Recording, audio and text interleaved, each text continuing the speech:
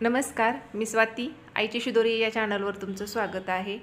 तर आजची रेसिपी आहे क्रिस्पी डोसा, बटाट्याची भाजी आणि डोश्यासोबत खाण्यासाठी चटणी।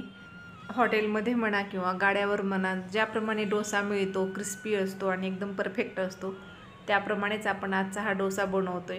काही छोटे छोटे टिप्स आहेत, त्या पण मी या व्हिडिओमध्ये सांगितलेल्या आहेत, तर व्हिडिओ शेवटपर्यंत बघा। तर इथे पहा, इथे मी 3 वाटी रेशनचे तांदूळ घेतलेले आहेत। इडली किंवा डोसा बनवण्यासाठी रेशनच्या तांदळाचाच वापर करायचा।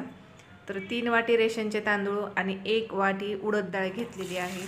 तर हे अगोदर निवडून घेतलं, त्याच्यामध्ये खडे वगैरे असतात आणि रेशनचे तांदूळ थोडेसे खराब असतात, त्यामुळे 2-3 वेळेस पाण्याने धुवून घ्यायचे।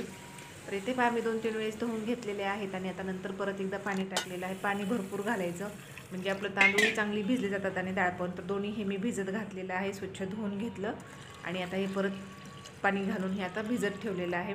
तर हे सकाळी मी 9 वाजता भिजत घातलेलं। तर याला 6-7 तास भिजायला घालायचं। तर 1 चमचा मेथी दाणे पण टाकलेले आहेत। तर मेथी दाणे तांदळाच्या ह्याच्यामध्येच टाकलेत आणि डाळ वेगळीकडे आणि तांदूळ वेगळीकडे भिजत घातलेले। तर 6-7 तासाच्या नंतर हे पहा, आपले तांदूळ भिजले गेलेत आणि इकडे डाळ पण भिजली आहे। 6-7 तासामध्ये एकदम छान भिजलं जातं। तर आता हे तांदळाचं पाणी बाजूला काढून घ्यायचं। तर मी एका चाळणीमध्ये हे पाणी ओतून घेतले आणि तांदूळ पण टाकून घेतलेत, म्हणजे जे वरचं जे पाणी असतं ते खाली गळतं आणि परत त्याच्यावरती दुसरं पाणी टाकून हे एकदा वरून पाणी टाकून स्वच्छ धुवून घेतले। तर ज्याप्रमाणे तांदूळ भिजून घेतलेत, धुवून घेतलेत, त्याप्रमाणेच ही डाळ पण धुवून घ्यायची। तर दोन्ही जिन्नस मी हे धुवून घेतलेले आहेत। तर आता हे आपल्याला मिक्सरला बारीक करून घ्यायचे। तर थोडे थोडे करून तांदूळ हे मिक्सरला बारीक करून घ्यायचे।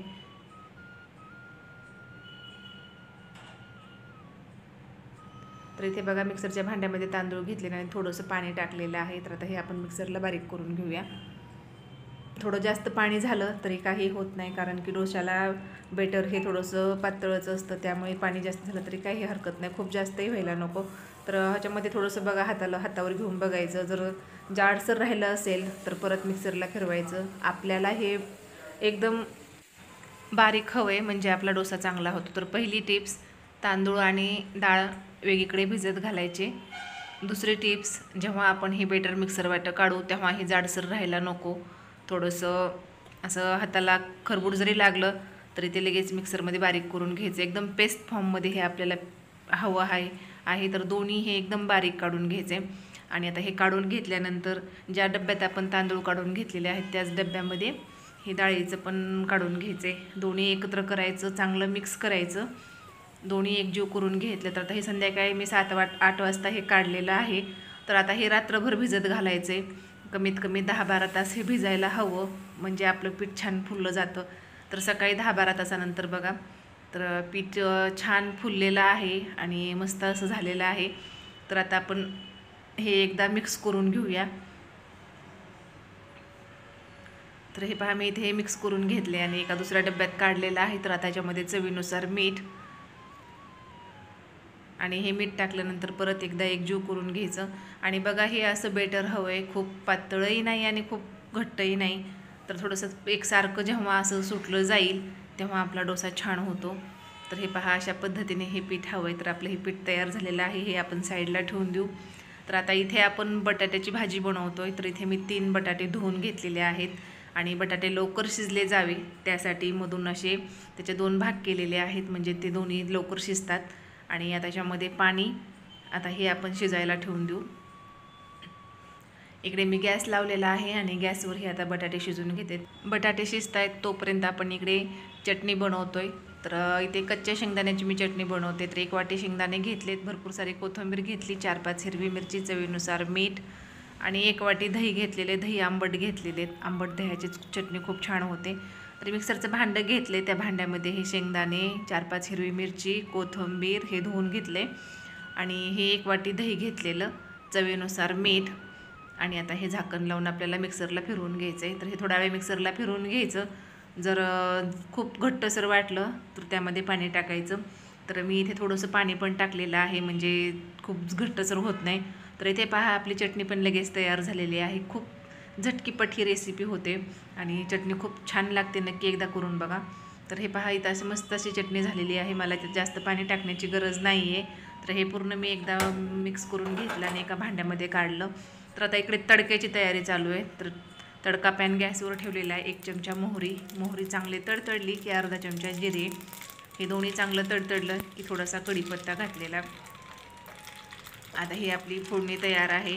आणि इकडे चटणी आपण एका भांड्यामध्ये काढून घेतलेली आहे. तर त्याच्यामध्ये ही फोडणी टाकायची. तर तयार आहे आपली दही आणि कच्च्या शेंगदाण्याची चटणी. तर तोपर्यंत आपल्या इकडे बटाटे पण शिजलेले आहेत. एक सुरी घ्यायची आणि त्याच्यामध्ये हे करून बघायचे. तर बटाटे शिजले गेलेत. मी गॅस बंद केला आणि बटाटे खाली उतरवून घेतलेत. तर गरम कढईमधले ते बटाटे मी बाजूला काढून घेतले आणि थोडंसं थंड झाल्यानंतर त्याचं साल्ट काढून घ्यायचे. तर हे पाहत बटाटे थंड झालेत आणि आता याचं चांगले शिजले गेलेले असल्यामुळे साल्ट लगेच निघतं.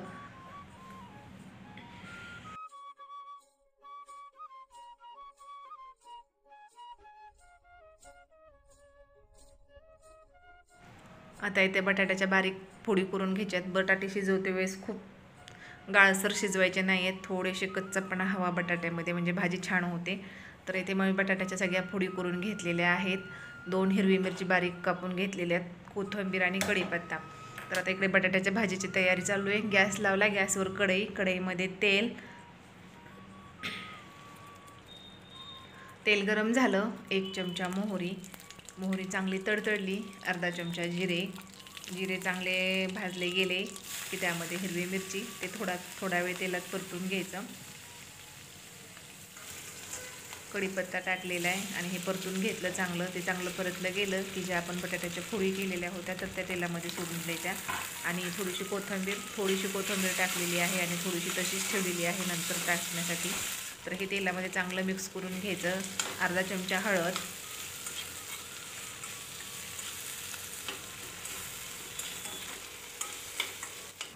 चवीनुसार मीठ.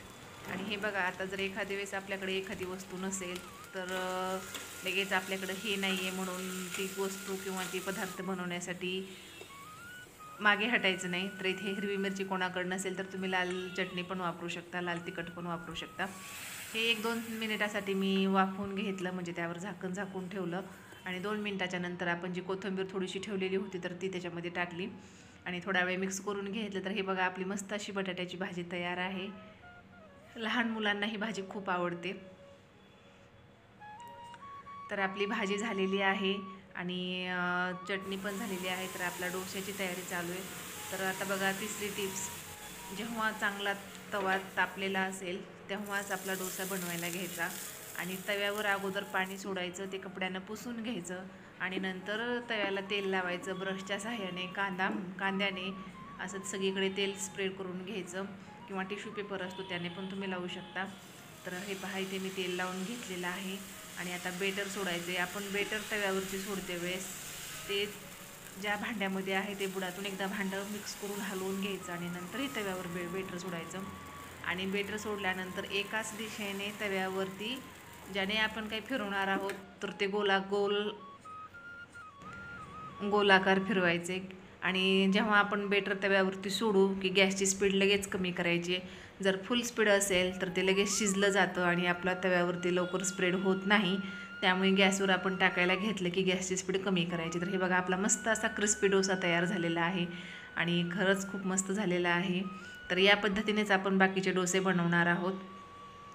तर आता बघा, दुसरा तवा टाकते वेळेस पण मी त्यावरती पाणी थोडंसं शिंपडलं आहे. आणि तवा इतका गरम असायला हवा, पाणी तव्यावर टाकलं की कसे त्याचे हे होतं.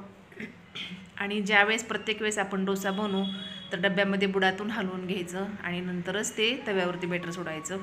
तर इथे बघा, तवा गरम झाला आणि आता मी गॅसची स्पीड कमी केली आणि सगळीकडे एक समान डोसा पसरवून घेतलेला आहे. खूप छान डोसे होतात आणि सहज उलटले जातात. तुमचा तवा कोणताही असला तरी डोसा उलटतोच.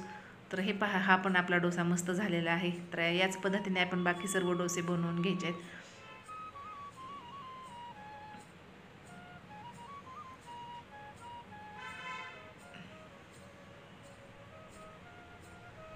तर इथे बघा, मी सगळे डोसे बनवून घेतलेले आहेत. आपले डोसे तयार आहेत, बटाट्याची भाजी तयार आहे आणि चटणी पण तयार आहे. तुम्हाला ही रेसिपी कशी वाटली मला कमेंटमध्ये सांगा. व्हिडिओला लाईक करायला विसरू नका, व्हिडिओला शेअर करा आणि व्हिडिओ पाहिल्याबद्दल धन्यवाद. भेटूया अशाच नवीन व्हिडिओमध्ये.